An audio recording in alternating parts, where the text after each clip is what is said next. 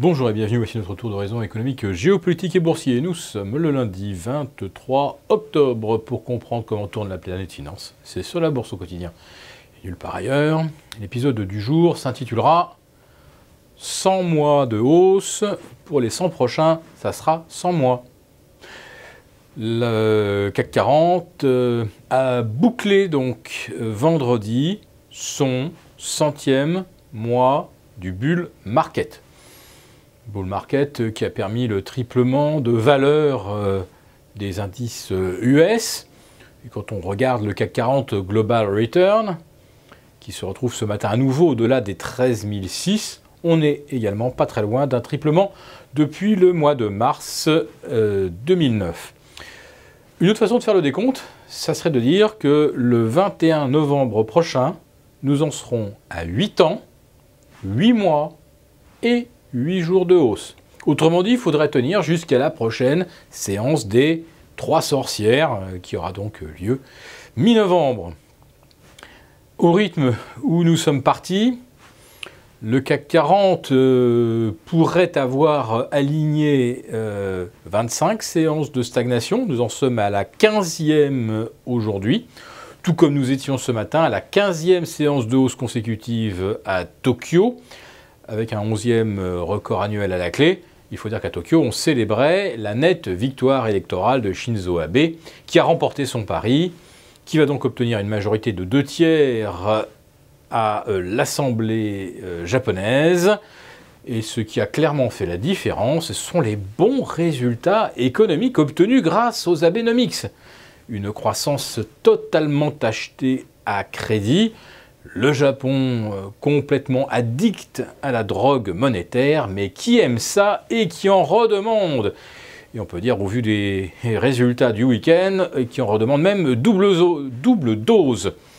C'est peut-être d'ailleurs ce que M. Shinzo Abe et M. Kuroda sont prêts à leur offrir, car effectivement, si on s'y attend jeudi, la BCE confirme qu'elle va réduire la taille de ses achats mensuels, il va bien falloir que quelqu'un sur la planète injecte l'équivalent de 10 ou 20 milliards d'euros de plus pour maintenir le Ponzi en équilibre, enfin lui permettre de continuer de croître sans imploser. Donc, BCE, moins d'achats. La Fed, elle, qui réduit son bilan, il faut vraiment que quelqu'un injecte. Alors, pour l'instant, nous avions la Banque centrale chinoise qui devrait arrêter. Que va faire M. Shinzo Abe? Si à son tour, il décidait de réduire, ne serait-ce que symboliquement, les achats, histoire de dire qu'à son tour, il normalise, alors là, pour les marchés, ça pourrait provoquer des conséquences désagréables. Maintenant, quel est le potentiel de consolidation des marchés sur les niveaux que nous venons d'atteindre? Difficile à dire. Bon, regardez, rien que pour le mois d'octobre, le Dow Jones gagne 4%. Pour le mois de septembre, il en avait gagné 3%. On est à plus 7 depuis le 29 août dernier.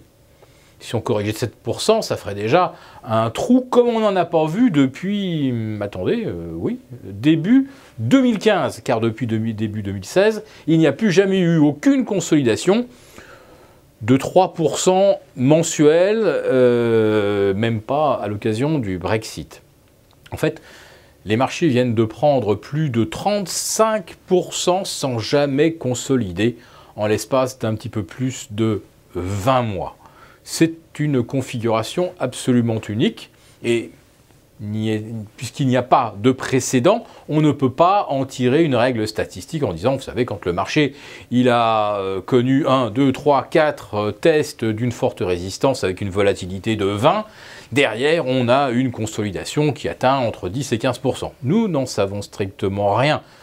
Nous supposons simplement que le potentiel de consolidation serait certainement supérieur à moins 40 par rapport aux niveaux actuels et encore même à moins 40, la valorisation des marchés demeurerait extrêmement élevée. Car si on devait effectivement corriger, on réviserait à ce moment-là toutes les perspectives de croissance, car cette croissance est entretenue par la confiance. Confiance dans le fait que les marchés continuent de monter, que les taux restent bas, voire nuls, si jamais on a des tensions, ça pourrait bien coïncider avec une remontée des taux. Et si des marchés se mettent à baisser, ça veut dire qu'ils ne croient plus dans l'avenir. Alors, cet avenir que l'on nous promet radieux, il faut le réviser à la baisse. Si on le fait, alors même 40% moins cher, les actions demeureraient encore très chères. Pour l'instant, en tout cas, il ne se dessine rien. Le mois de novembre vient de commencer aujourd'hui même par une stagnation du CAC 40 à l'ouverture, puis une avancée de 0,2% dans la foulée. On va peut-être aller retester le sommet de la fourchette 5350, 5390. Si on y reste une séance de plus, alors ça augmente les chances que le moment où le marché choisira de sortir de cette fourchette sera littéralement explosif.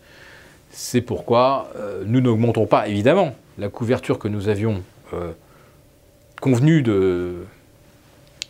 d'amplifier un petit peu avec le franchissement des 5003 par le CAC 40. Mais si l'on voyait le CAC 40 retomber sous 5350, il faudrait alors se décider à prendre une position offensive à la baisse. Pour l'instant, rien. Aucun signe, aucun directionnel. Nous sommes pour l'instant toujours dans l'expectative.